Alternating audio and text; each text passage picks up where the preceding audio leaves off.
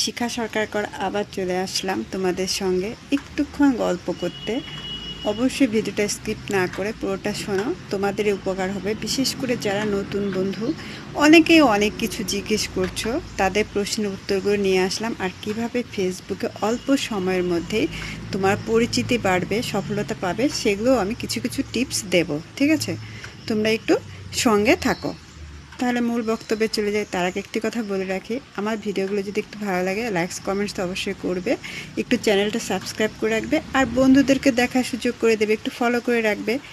শোনো, নতুন বন্ধুরা যখন নতুন নতুন কাজ শুরু করেছো, অনেকে অনেক ধরনের মানে ভুল সত্যি যেগুলো সব কিছুই তোমাদেরকে অনেক কিছু বলবে, কিন্তু সেগুলোর দিকে যদি তুমি একদম বেশি মাত্রায় ইনভলভ হয়ে পড়ো, অথচ সেগুলো বেশি মাত্রায় পাত্তা দাও, তাহলে কিন্তু ফেসবুকে সফলতা পাবে না। আর ফেসবুক মামা তোমাকে কন্টেন্ট মনিটাইজেশন নামে সোনার হরিণটাও দেবে না। যারা পেয়েছো তারা তো পেয়েছো, আর যারা পাওনি তাদেরকে বলছি বেশি করে সময় দিতে হবে। এখানে ফেসবুকে মেন ব্যাপারটাই হচ্ছে তোমাকে কতক্ষণ তুমি টাইম দিচ্ছ, অর্থাৎ কতক্ষণ তুমি অ্যাক্টিভ থাকছো, সেটা কিন্তু ফেসবুক অলরেডি ফলো করছে।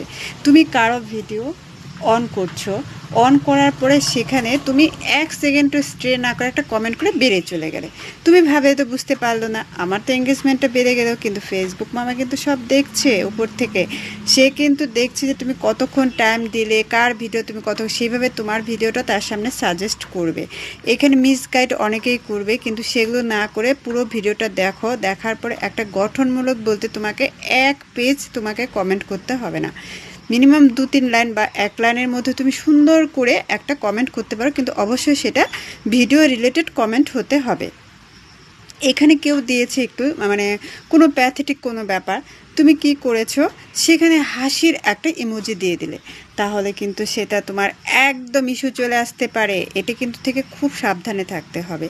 তারপরে তোমরা কারো লাইভে জয়েন করছো, সেখানে গিয়ে কি করছো, স্প্যাম কমেন্ট করে ফেলেছো, সেটাও করবে না, বুঝে করতে হবে। এখন কিন্তু সব কিছুতে ইস্যু ধরিয়ে দিচ্ছে। আর নতুন বন্ধুরা অনেকে লাইভ করতে ভয় পাচ্ছ, কখন কোনো ব্যাপারই নয়, সপ্তাহে মিনিমাম 1 দিন অন্ততপক্ষে লাইভ করতে পারো। করলে তোমার কোনো ইস্যু থাকলে সেগুলো রিমুভ হয়ে যাবে।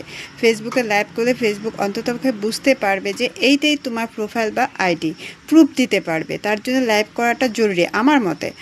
আর তার জন্য কন্টিনিউ ঘন্টা পর ঘন্টা করতে হবে এমন কোনো ব্যাপার নেই। আরেকটি কথা বলছি, যারা অনেকে ভাবছো যে আমরা কমেন্ট করছি অথচ কোনো এঙ্গেজমেন্ট বাড়ছে না, রিচ বাড়ছে না, তারপর হচ্ছে ফলোয়ার্স বাড়ছে না, তাদের এই ভুল ধারণার থেকে কীভাবে বেরিয়ে আসবে, শুধুমাত্র আমার এই ভিডিওটা যেরকম দেখে একটা কমেন্টস করে বেরিয়ে চলে গেলে টুপ করে, আমাকে কমেন্টস করো না করো, আমাকে যারা কমেন্টস করেছে সেখানে অবশ্যই ধরে ধরে সুন্দর করে একটা কমেন্টস করবে। সে যেন তোমার কমেন্ট ধরে তোমার বাড়ি চলে যেতে পারে, এতটাই মানে মুগ্ধ হয়ে যায় যে সে তোমার বাড়ি যেতে বাধ্য হয়। একটু সুন্দর করে গঠনমূলক কমেন্টস করবে, প্লাস আরও যে 10 জন আছে সেখানে রিয়াক্ট দিয়ে দেবে।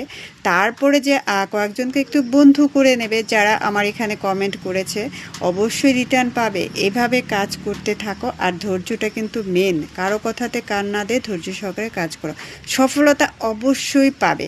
আমি যতটুকু পেয়েছি ততটুকু থেকে তোমাদের সঙ্গে শেয়ার করলাম। ভালো লাগে লাইক কমেন্টস করো, একটু এইভাবে পাশে থেকে আরও নতুন নতুন সুন্দর সুন্দর ভিডিও নিয়ে চলে আসবো। ওকে, বাই, টাটা।